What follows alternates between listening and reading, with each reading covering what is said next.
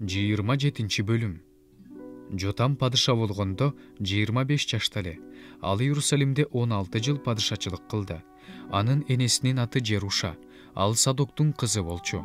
Ал атасы Узияга окшоп, Теңирге жаккан иштерди кылды. Бирок ал Теңирдин ибадатканасына кирген жок. Эл күнөөгө бата берди.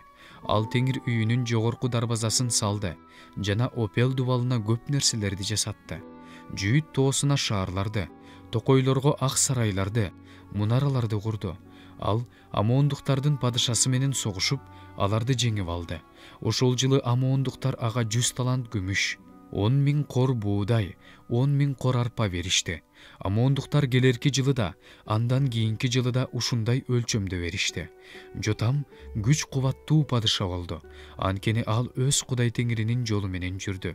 Жотамдын калган иштери, анын баардык согуштары жана кандай жашаганы Исраил менен Жүйүт падышаларынын китебинде жазылган.